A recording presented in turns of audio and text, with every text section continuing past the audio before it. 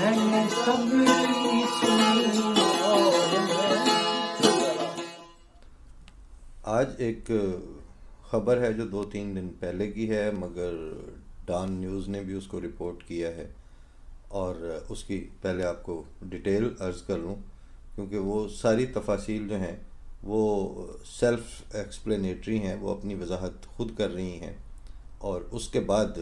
अगर कुछ वक्त बचता है तो उसमें ये भी गुजारिश कर देंगे कि ये वो मसाइल और इश्यूज़ का, हकीकी इश्यूज़ का पेंडोरा बॉक्स है जो कभी इधर से खुल रहा है, कभी उधर से खुल रहा है, कभी यहाँ नज़र आ रहे हैं नंग, कभी वहाँ से ज़ाहिर हो रहे हैं। और वो जो एक बेलिबासी की कैफियत है वो अब एक अमूमी शक्ल इख्तियार करती चली जा रही है। तो पहले हम उसको देख लेते हैं, फिर उसके बाद मज़ीद बात हो सकती है उसके ऊपर।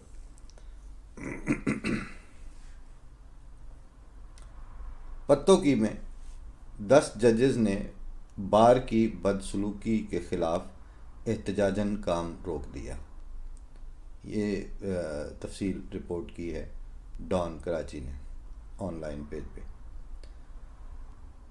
तहसील पत्तोकी में तैनात तमाम जुडिशल अफसरान ने खातून जज समेत अपने साथियों के साथ मुकामी बार एसोसिएशन के सदर की जानिब से मुबैना तौर पर बदतमीज़ी और गैर मुहज़्ज़ब तर्ज़ अमल अपनाने के ख़िलाफ़ बतौर एहतजाज काम रोक दिया है और 10 दिन की रुख्सत के लिए दरख्वास्त दी है। डॉन अखबार की रिपोर्ट के मुताबिक कसूर डिस्ट्रिक्ट एंड सेशन जज को 10 जजेज़ की जानिब से लिखी गई चिट्ठी की मुश्तरका दरख्वास्त में कहा गया कि तमाम वाक़या सिविल जजेज़ माजबीन और खालिद महमूद वड़ाइच के कमरा अदालत में पेश आया। इस हवाले से एक सिविल जज ने डॉन से गुफ्तगू के दौरान बताया कि हमने काम रोकने का फ़ैसला किया है क्योंकि हुक्काम की जानिब से बार लीडर की बदसलूकी के ख़िलाफ़ कोई कार्रवाई नहीं की गई। अलावा अज़ीं अब तक इन्हें ये आगाह किया गया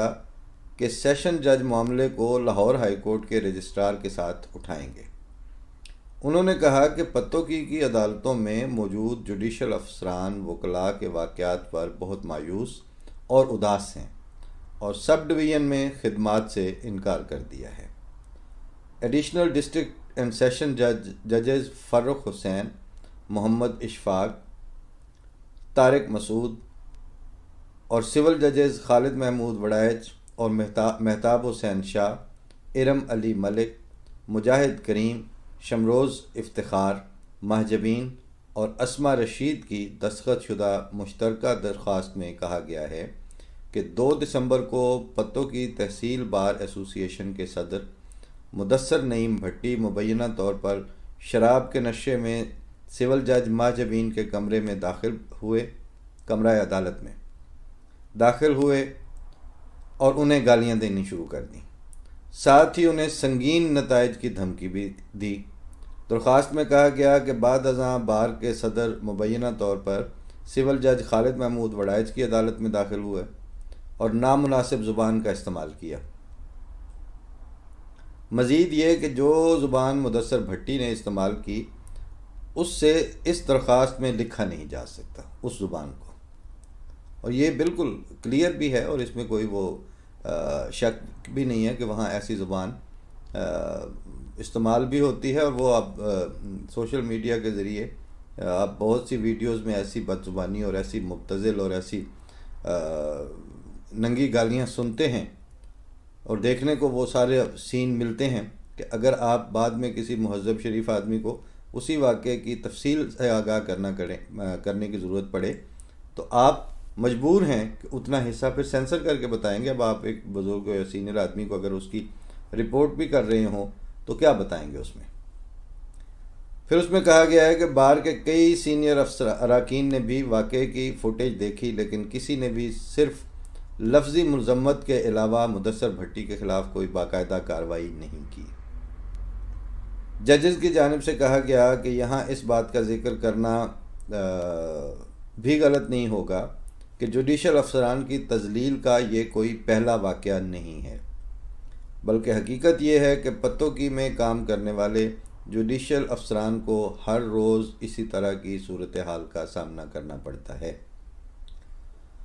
मज़कूरा जजेस की जानिब से 5 से 15 दिसंबर तक 10 रोज़ की छुट्टी की दरख्वास्त की गई। वाज़ेह रहे कि हाल ही में कुछ जुडिशल अफसरान, जिनमें पंजाब में काम करने वाली कुछ ख़वातीन भी शामिल थीं, उन्होंने वकला की बदसलूकी के वाक़यात के ख़िलाफ़ हुकाम को शिकायत दी थीं और इन जराइम के मुर्तकब अफराद के ख़िलाफ़ कार्रवाई न होने की निशानदेही भी की थी। गुज़श्ता माह एडिशनल सेशन डिस्ट्रिक्ट जज फ़तेह जंग अटक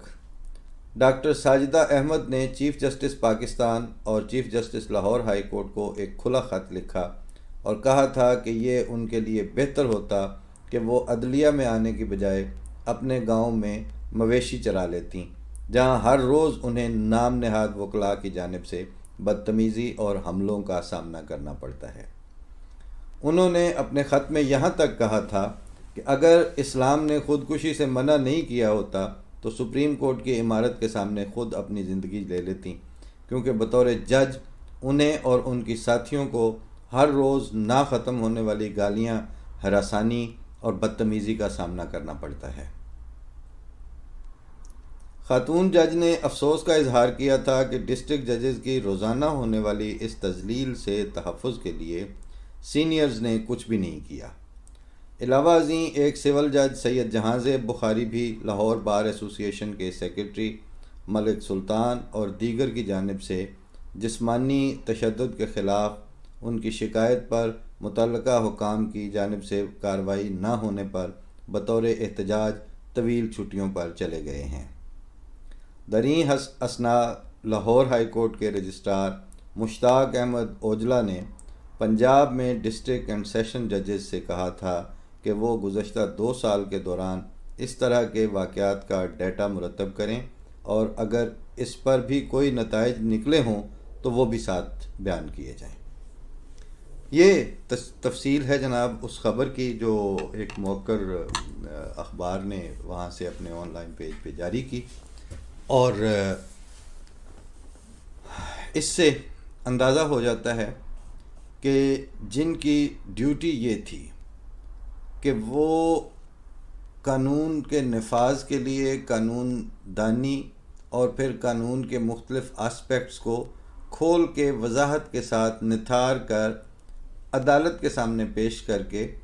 उन लोगों को जो लाकानूनियत के ख़ुद मुर्तकब हुए सज़ा दिलवाएं या जिनके ख़िलाफ़ लाकानूनियत का इर्तकाब किया गया उनकी दादरसी का ज़रिया बने।